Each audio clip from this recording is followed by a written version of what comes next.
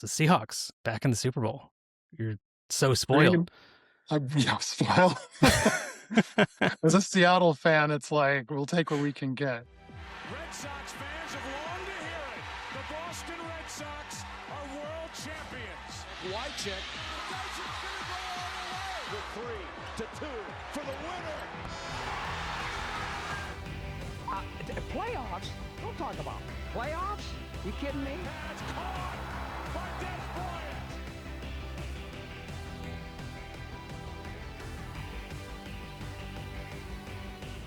Hello and welcome back to Derek Likes Sports, the only podcast where it is Super Bowl week. That's right. It's the only podcast where the Super Bowl exists. The big game as we're supposed to call it, to keep from infringing on the trademark of the Super Bowl, the precious trademark of the Super Bowl, the superb owl, as some people call it. Anyway, to celebrate that this week, the matchup between the Seattle Seahawks and the New England Patriots, I decided to talk to two friends of mine who are fans of those two teams going head to head. So today I have Scott Sistek, a lifelong Seattle sports fan. He lives in Seattle. He's a meteorologist, great meteorologist, knows more about weather, has forgotten more about weather than I could possibly know. And he is extremely excited about the Seahawks being back in the Super Bowl. So we talked about kind of what the vibe is like in Seattle. I mean, they're coming off the Mariners being in the ALCS. Now they have the Seahawks back in the Super Bowl for, I think, the fourth time in the last 20-ish years. So that's fun. So yeah, we talked about that. We talked about what the season's been like. So I hope you enjoy it. I hope it gives you kind of a preview of what it's like being a Seahawks fan going into a rematch with a team that beat you in heartbreaking fashion in the Super Bowl just like 10 years ago. So I hope you enjoy this episode. Here is my conversation with Scott. I mean, it's been spoiled this year because coming off the Mariners winning the AL West and being within a few outs of getting to the World Series and ripping our hearts out at the end there, That only was to so see brutal. the Blue Jays get their hearts ripped out even more later. But yeah, I mean, I don't think the Mariners and Seahawks have never been in tandem before. Like, usually, I mean, it's not like either team has had like loads of success to overlap, but even the few times, obviously the Mariners have never been to the World Series, and Seahawks this will be their fourth time. So hard to overlap, but this is crazy here that everybody's still coming off Mariner fever, and now it's Seahawks fever.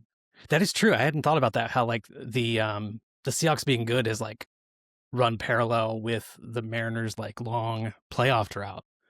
Yep. And then the Seahawks were down for a couple years, and now they're back. Now we're back, although it's just like, does it have to be New England? Because as we were watching the AFC Championship play out, I mean, obviously we didn't know what ours was going to be like, but the whole thing is like, okay, we're either going to get 2 weeks of remembering how we blew out the Broncos in our one Super Bowl that we won, and then they get to listen to the whole thing of like, man, you guys with Peyton Manning got squashed by the Seahawks in 2013.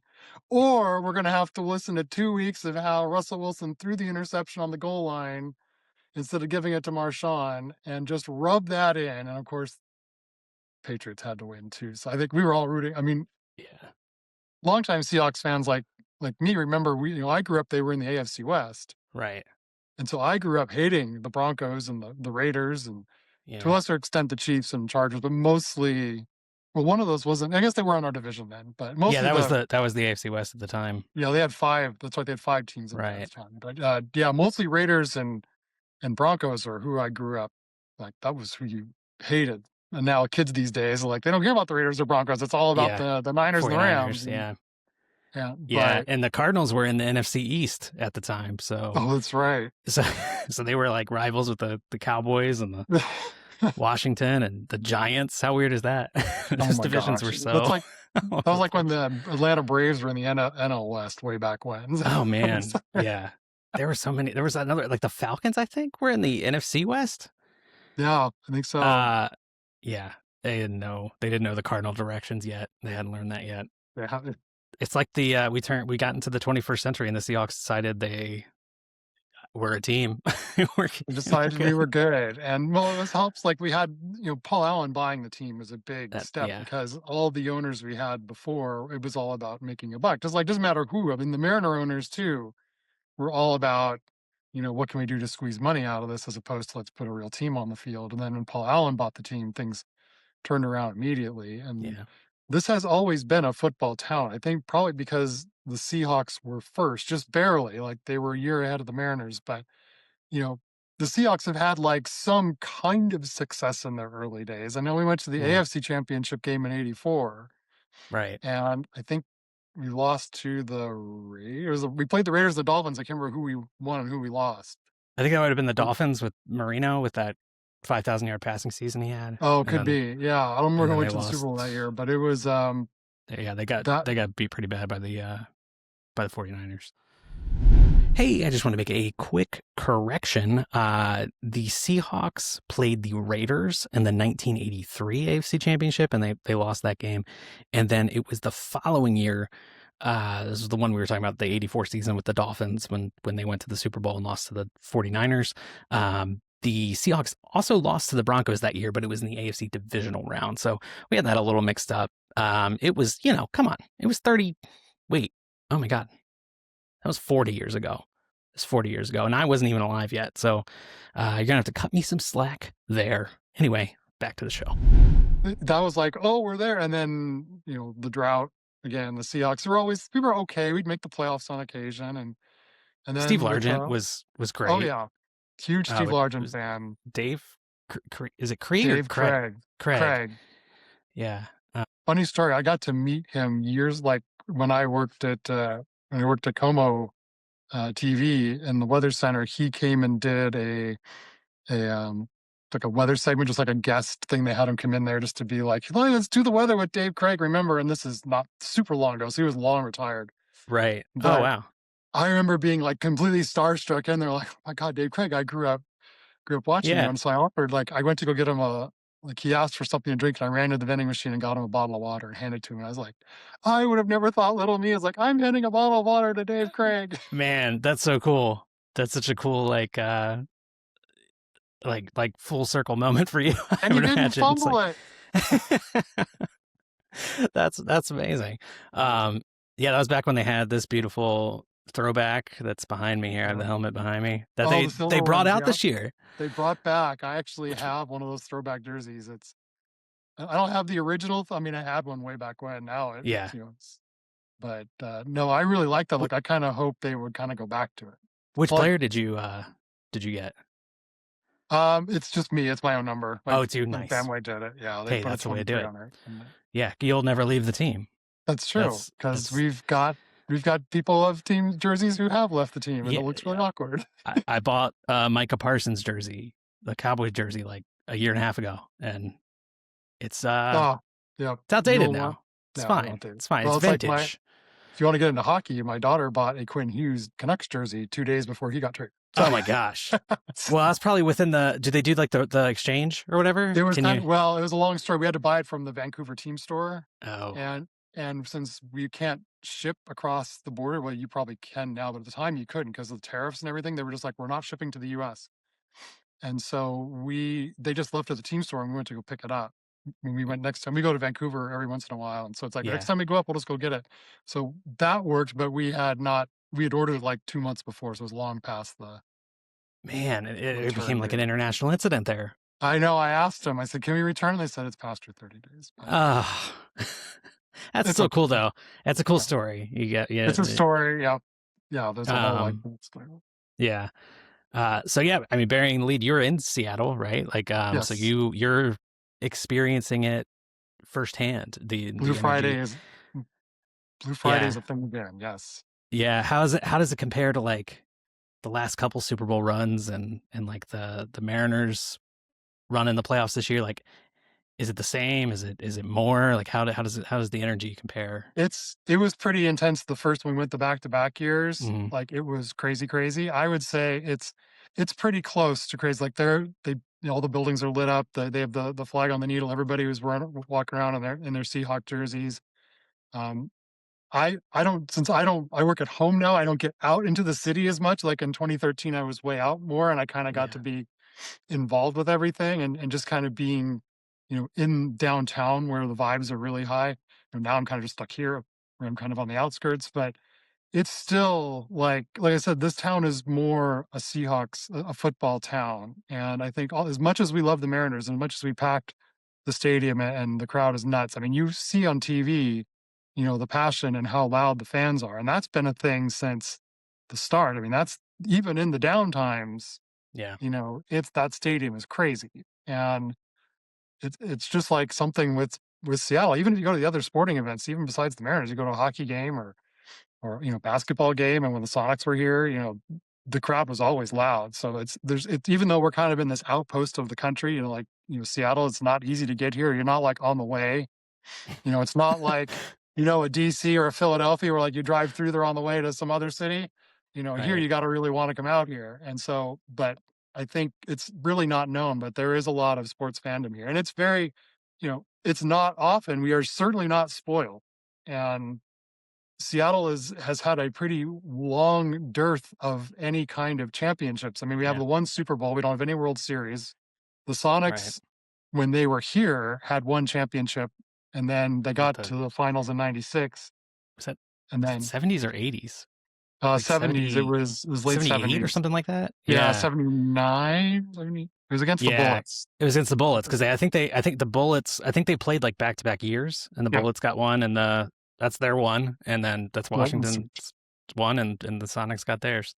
Yeah, and then now we spend our days cursing the Thunder. Right, who just got one of their own. Although That was just did you a dagger.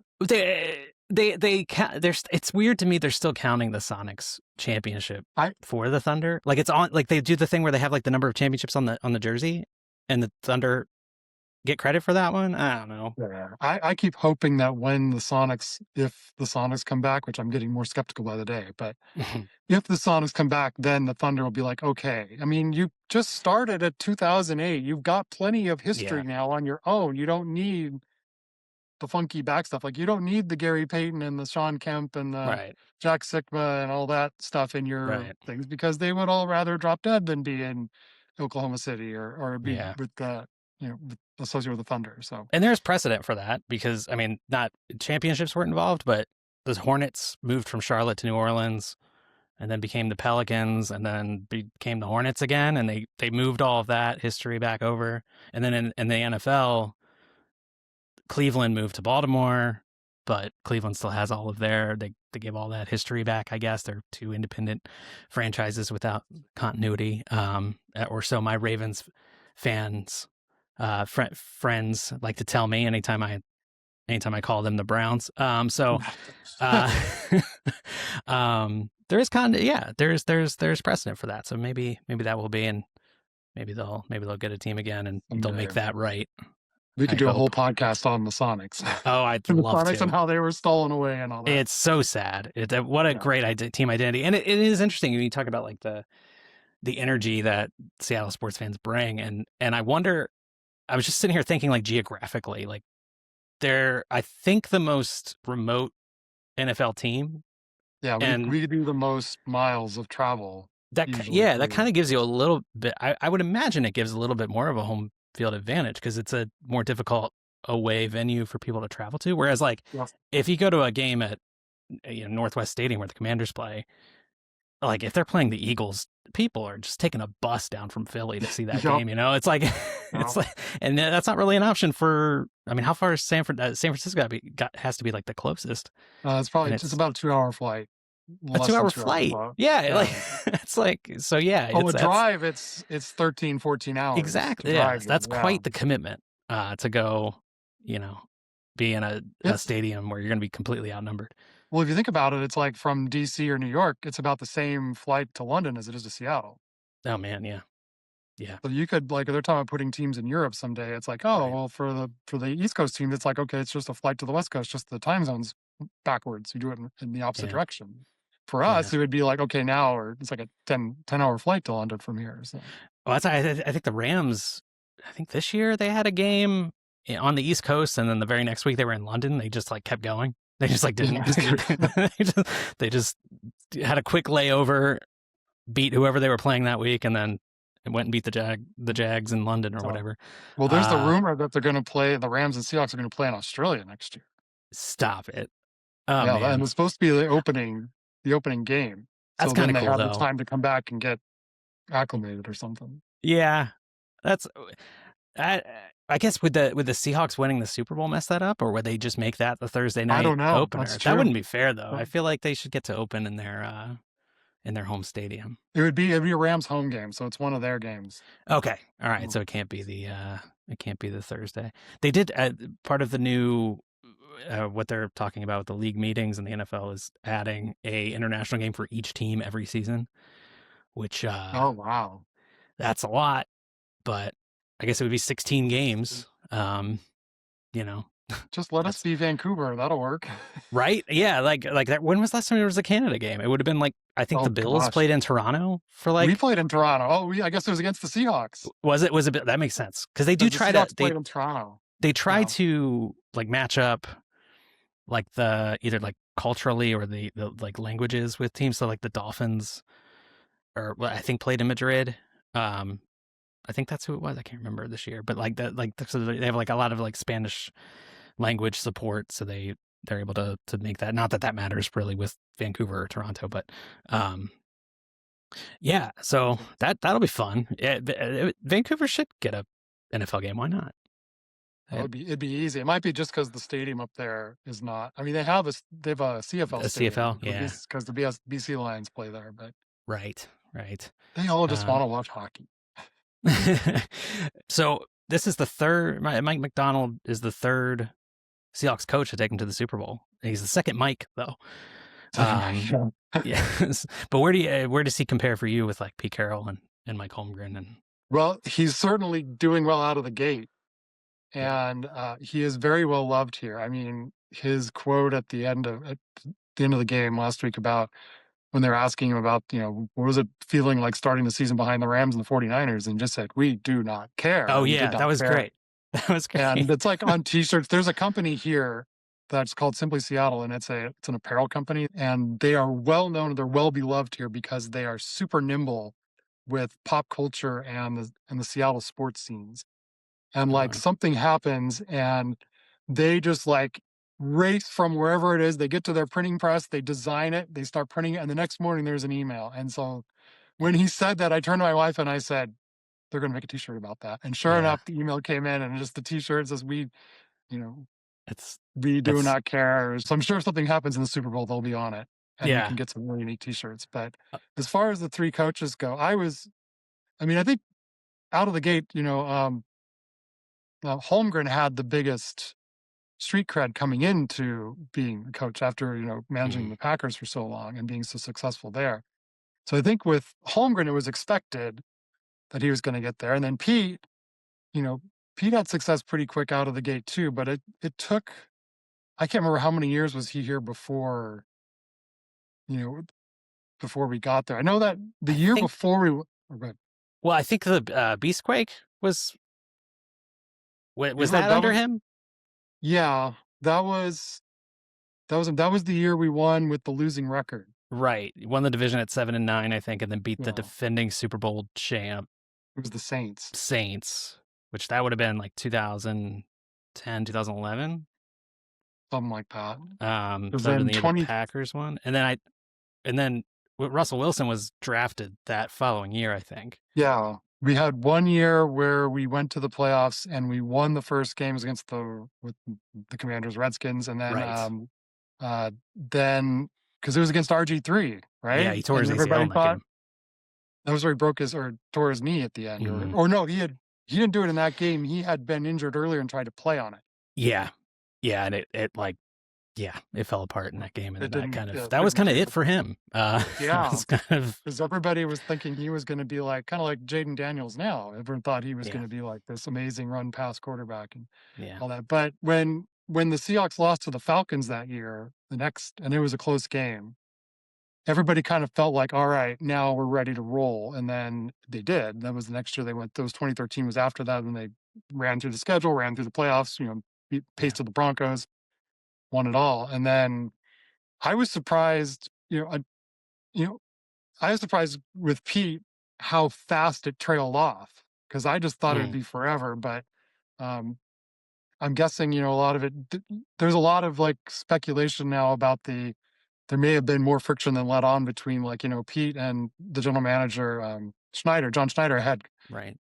equal say, but Pete had the last say. And Yeah. now that Pete's gone and John has the whole say, that look at what's happened to the roster, we've gone right back. Right. But I think Mike McDonald is definitely the most unexpected of the three to get there so fast. And I think if you really asked most Seahawk fans before the season started, nobody thought we would, okay, maybe some. Few people thought we would make it to the Super Bowl this year. We thought, especially because last year kind of ended, we still had 10 games, but we lost to the Rams, and we were doing okay, but still kind of sputtering in spurts and still kind of getting our feeling. And we kind of felt like we were on the upswing, but we didn't think we were on that much of an upswing. And even during the season, halfway through the season, I'm thinking like, oh, we're probably, we're doing okay, but I'm sure the Rams are going to like run away with this thing. And I didn't know what to think of the Niners. I was surprised they did as well as they did with all their injuries, but I kind of felt like the Rams were going to run away with the division, and then the Seahawks and Niners would be fighting for like the 7th seed. And when we won that Rams game on that crazy, the 2-point conversion at the end, when we were losing for most of that game. Thursday night game, I think. Yeah. That Thursday night game. I mean, that was like the most ridiculous of all the ridiculous games this year. And then they had to now you got to beat the Niners in the final week to actually win the top seed. And we all thought going into that, it's like, man, they struggle against the Niners. It's always a slugfest. And then it was a slugfest, but they shut them down. And the offense wasn't so great, but the defense was amazing. And then we thought going into the first round, like, oh crap, why do we have to keep playing the NFC West? Because I'm thinking like, give us the Eagles, give us the Bears, give us somebody different, because we're tired of all these nail biters. Yeah. And then they went through and just blew out the Niners. I don't think anybody saw that coming either. Well, I mean, the opening kickoff, Shaheed returned it. It made it 7-0, and then the 49ers. Oh no! It was like we were getting ready to watch the game, and it's like, okay, I was like walking in here. I was in my office here, but it was like, oh, I'll get there in a few minutes. Like I'll miss the first nothing like, will 3 happen. minutes of it, and then I hear like screaming on the TV in the other room, and it's incredible. Yeah, and then that was all the points they needed. They could have stopped scoring right then. That's right. The joke, my favorite meme around here about all the Niners signs in the stands that said the quest for 6, because they keep saying their quest for 6 thing, and then everyone's like, yep, you got your 6 points, quest for 6 complete. It's like the monkeys, they wished on the monkey's paw for 6. Yep. That's great. And the thing about the Seahawks, like even when Carroll, like his last year they went 9-8. They haven't had a losing season since 2021. I'm looking at it now. And then like last year they won 10 games. But I think the big thing coming into this year was for them, I mean, they traded away both their starting quarterback and their number 1 wide receiver. And that was kind of like, man, that's a huge bit of turnover to have to deal with. And Sam Darnold, I guess, is the greatest quarterback of all time. I mean, he and Tom Brady are the only two ever to have 14 win seasons back to back. And Darnold did it on 2 different teams. That's right. So it's like, and like the redemption arc, the way it's been set up for him, like he had the exact same situation where he had the last game of the season, like either you're the 1 seed or you're a wild card, exact same situation he had. He completely turned it around this year, and then had to face the Rams again, who he laid an egg against in the playoffs last year with the Vikings, and played probably his best game of the season. Yeah, Sam's won over a lot of people. I think, Geno with the Seahawk fans, especially coming off of Russell Wilson, who I think was still, during the heyday, he was very much beloved here. And I know as he kind of got toward the end, things got a little wonky, but I still think the fans really liked him. And I think we were still like shocked when he got traded to Denver. And that they're actually going to do this. But I felt like the Seahawks were like, the fans like, we're not going to want to sign him to like a mega contract like what Denver ended up doing. Right. But I still felt like he was going to hang around a little bit longer. And then going from that to Geno Smith, and everyone's like, okay, placeholder, like he'll just hold the far. And then he did okay.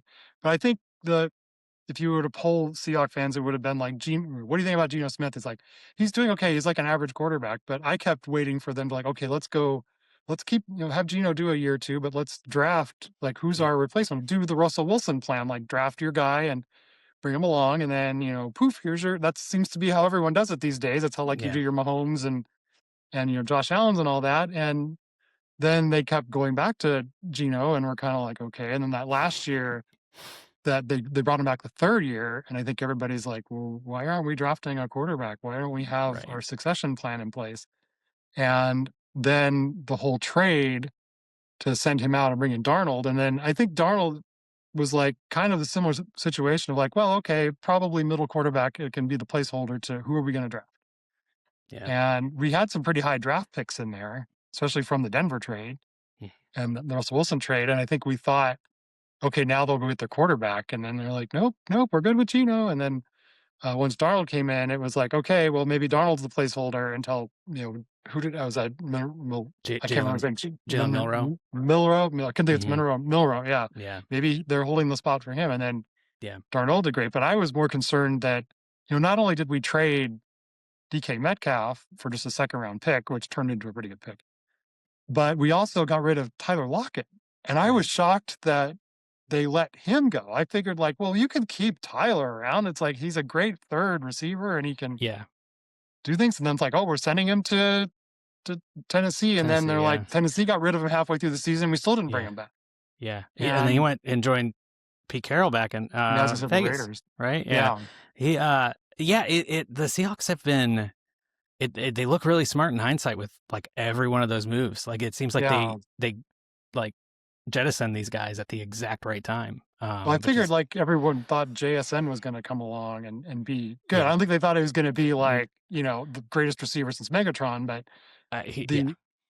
but I think I was worried like, okay, well, he's our only receiver. And then they brought in Cooper Kupp and it's like, okay, well, Kupp's a good, helper, but they're just going to triple team JSN the whole season. And what are we going to do about that? And then apparently they did. It didn't matter. Right. Yeah, it doesn't matter. Well, and Clint Kubiak's done such a great job. I mean, that play call, putting JSN in the backfield and having him kind of run out like almost like a wheel route, and the Rams didn't know what to do with it. They like couldn't find him, and he was just wide open. So yeah, I mean, they have hired well with their coordinators. I mean, Kubiak is evidently the front runner to be either the Raiders or the Cardinals coach, whichever one he wants after the Super Bowl. He can just go do that. If I were him, I wouldn't take either, just given where his franchises are. But like his last name's Kubiak. I'm sure he's gonna know how to put together an offense. Just like Shanahan, right? Exactly. Yeah. Although did you know Indiana, who just won the national championship? You know what their offensive coordinator is named Mike Shanahan, and he's not related to the Shanahans at all. Well, that'll be confusing in 3 years. I know. I feel like the Steelers probably were about to like give him an interview, like thinking like we got to get this new Shanahan. They'll end up in San Francisco. That'll be really confusing. That'll be really confusing. Yeah. There's a crazy thing about the Seahawks and the Pope, right? Like with the correlation there. Yeah, like they found out that the last 3 times we've elected a new Pope has been the year the Seahawks have been the number 1 seed and gone to the Super Bowl. There you go. And so the first time it was the Steelers won in 2005, and then the second time was the Broncos in 2013, and then just recently with Pope Leo. But you had to think it's like if the Pope was really involved with the Super Bowl, like the Bears would be in the Super Bowl right now. But yeah, you would think. But maybe that's next year. Like the Seahawks thing, you got to stay the course. We got to do the Seahawks thing. I mean, and then I looked it up when Pope John Paul was. It's not inaugurated. What's the elected? Yeah. Coronated. When that was the year that the Seahawks had their first winning season in franchise history, because they were it was like their 3rd year in existence. Oh, so, wow. There you go. I mean, you just need new popes. We just need I guess don't go off on the Pope to just like the Seahawks are going to be like, okay, what do we do now? Okay, well, how old is the Pope? How long do we have to wait to go back to the Super Bowl now? They quit sometimes, right? Yeah. Yeah, so that's fun. Although, I mean, watching the Bears this year was like, I mean, that almost made me Catholic. Just like there must have been some divine intervention happening Yeah. there when Caleb Yeah. Williams is making that touchdown pass that he did Oh in the yeah. playoff game is We thought the unbelievable. Rams were so toast, and then Yeah. like, how do you come back from that? And then it's like, then the other Caleb Williams showed up. Right. Oh man.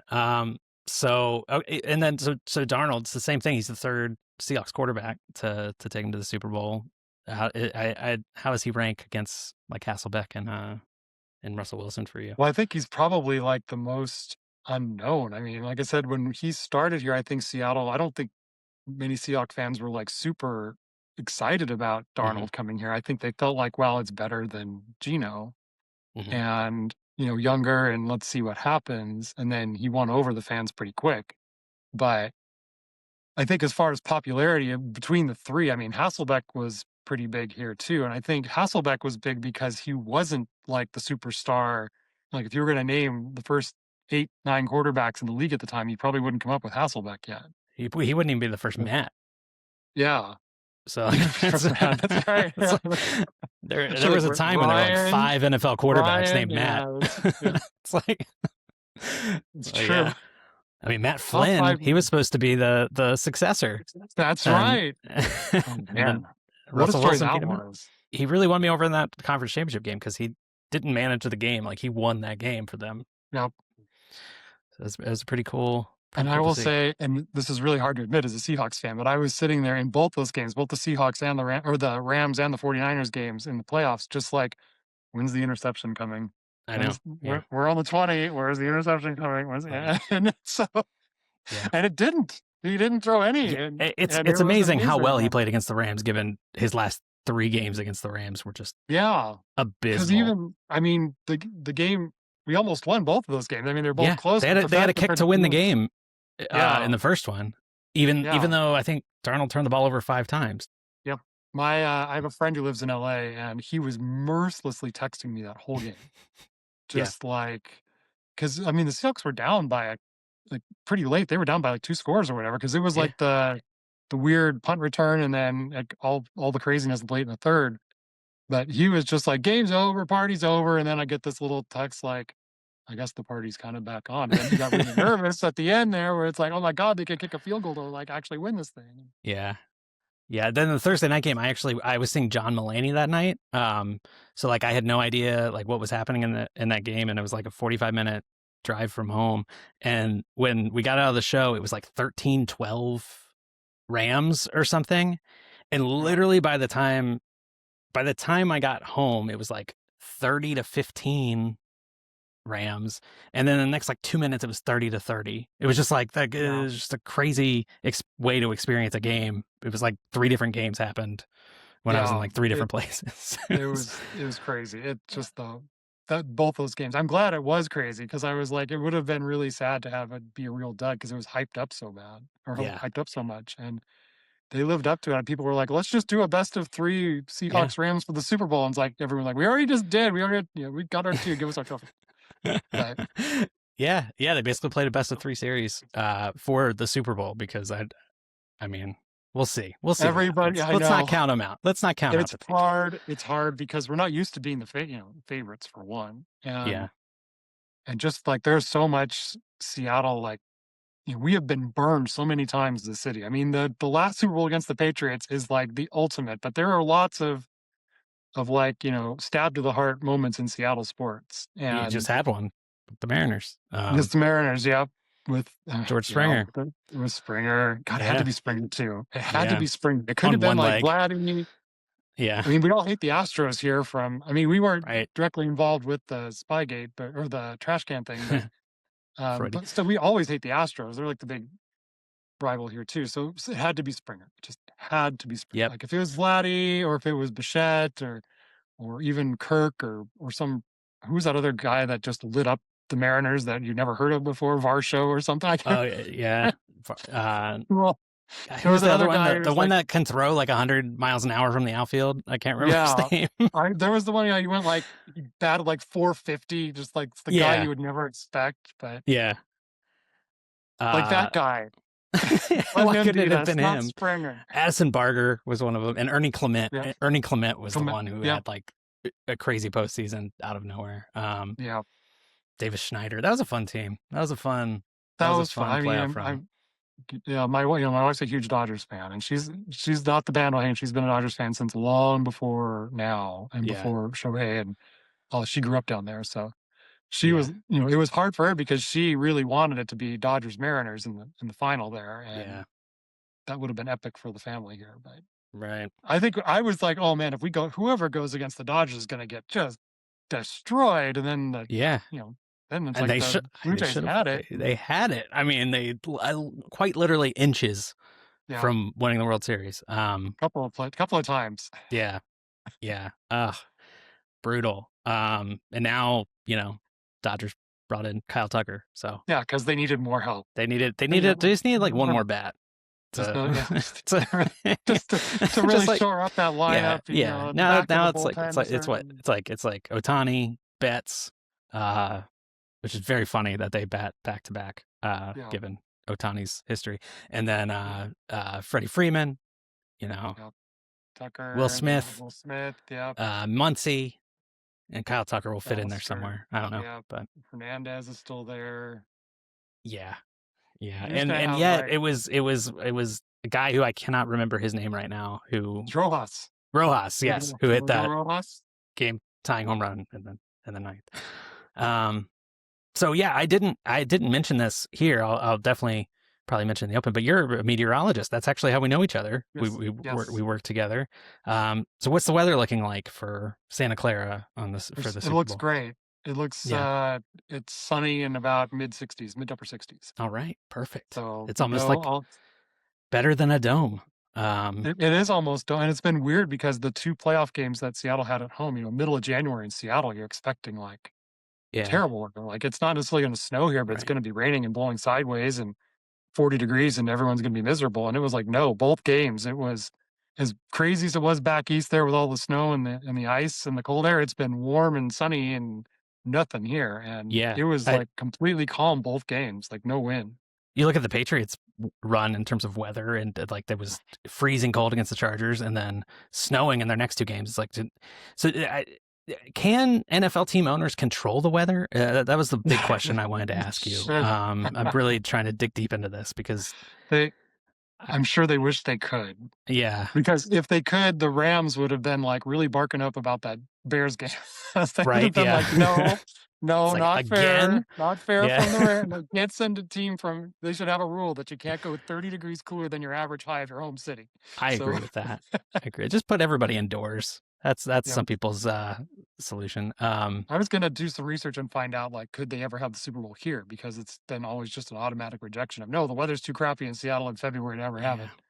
Up here, you don't have a dome. And it's like, I might be. I mean, Super Bowl will probably be.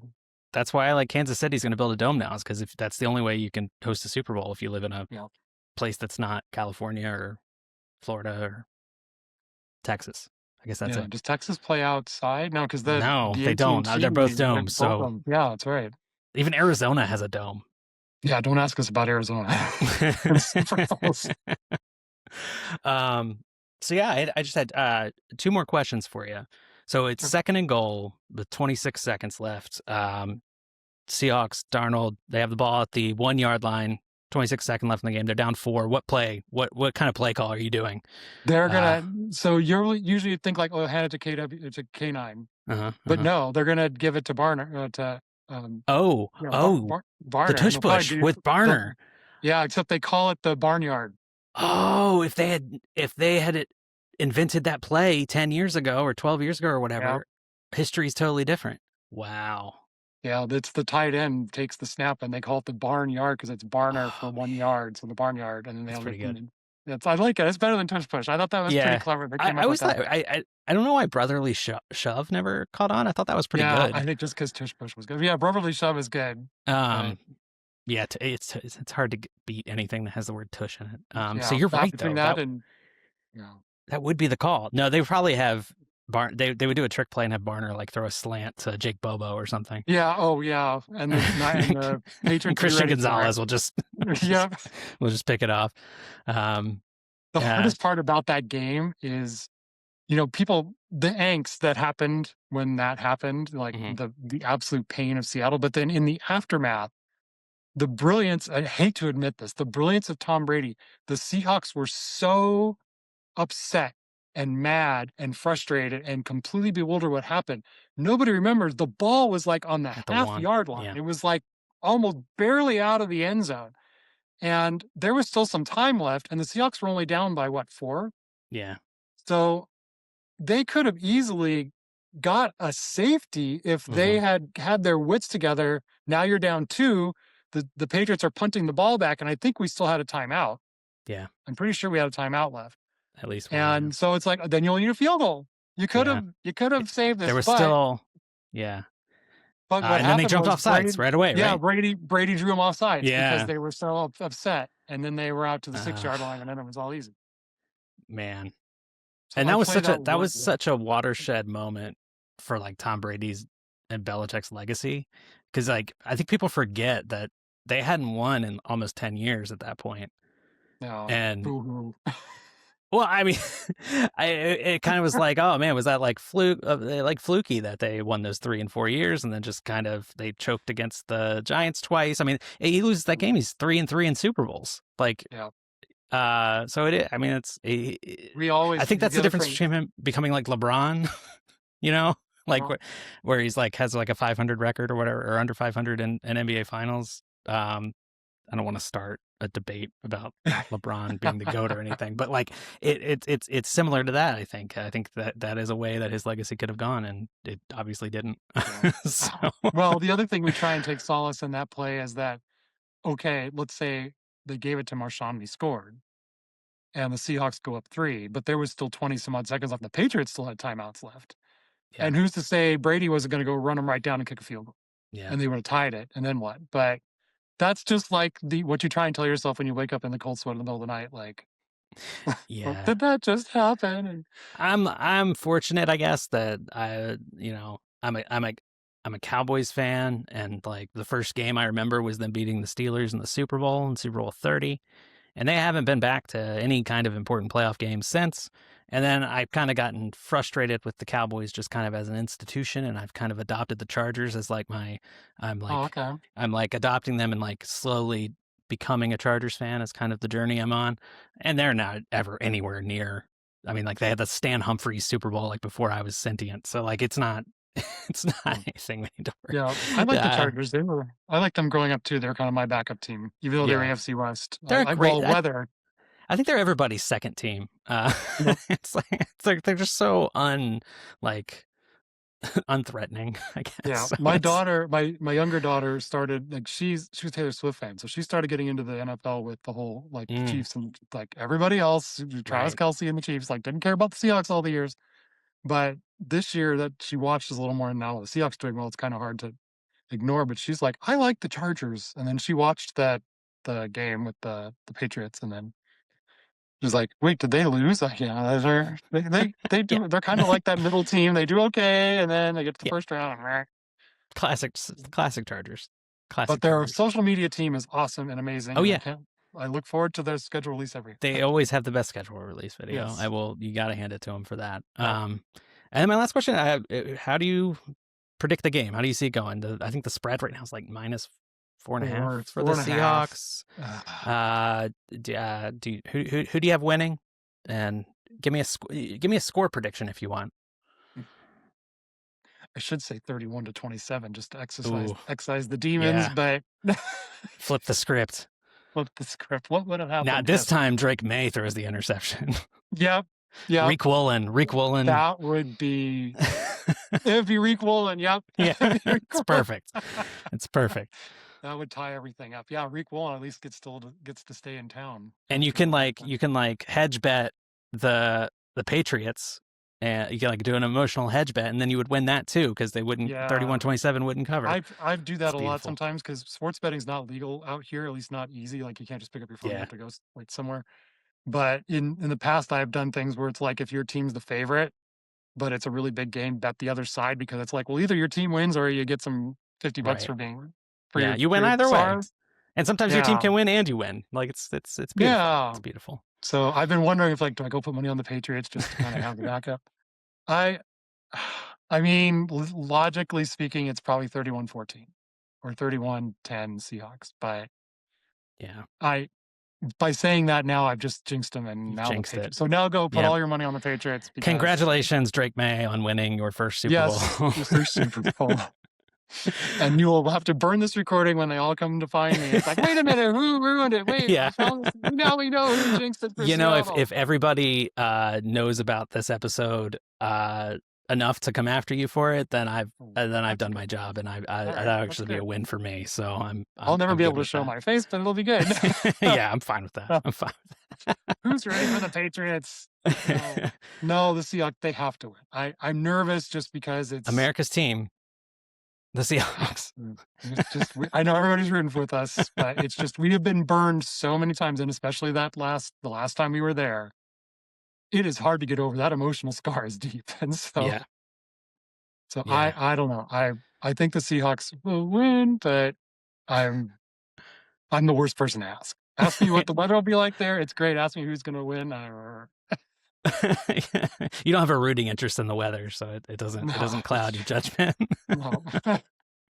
Oh, that's great. Well, good luck in the Super Thank Bowl, you. and Thanks for having me. I hope it's not a repeat of that game. I hope it's much more like the year before. And enjoy watching the Malcolm Butler interception on a loop for the next week, because Yes, it's gonna happen. It's gonna there. happen. Everyone's talking about it. Yeah, They're going to be AI edits with Marshawn Lynch just running it in for a touchdown. Yeah, you're gonna have to watch those. Okay, but- that actually might be okay. Maybe I should go find some of those just to kind of be like, oh, alternate universe. Yeah. Yeah. And that is it for today's show. Thank you so much, Scott, for coming on. Scott, again, is a great meteorologist. You should check out his website, emeraldcityweather.com, especially if you live in the Seattle area. And even if you don't, like, obviously, like, the forecast stuff probably won't appeal to you, as you don't really have to deal with the weather in Seattle. But he has a lot of great content, a lot of great, really cool, like, beautiful photography of, like, the Pacific Northwest, an area that just has beautiful landscapes as far as the eye can see. So you'll want to check out his work. He's a fantastic writer, fantastic meteorologist, does great stuff. And thank you, Scott, again, for coming on and sharing your experience as a Seattle sports fan. I hope, again, that you don't have to deal with the heartbreak of the Malcolm Butler interception just on a loop too much this week. If you haven't already, please subscribe to the show wherever you're listening to it right now. And there's also a YouTube channel, so go check that out. If you're watching this on YouTube right now, I guess you know there's a YouTube channel, so make sure you hit the subscribe button, and I think that will help you find new episodes of the show or something. I don't know. Anyway, enjoy your week leading up to the Super Bowl. I'll be putting out more stuff about the Super Bowl. It is the last week with a football game for 30 weeks. Think about that. 30 weeks without a single NFL football game. I guess we'll have preseason, but come on, does that even count? No, it doesn't count. It doesn't. Anyway, before I get too depressed, I'm going to sign off, and I will see you next time. Sign off. What am I talking? What am I signing off of? Anyway, see ya.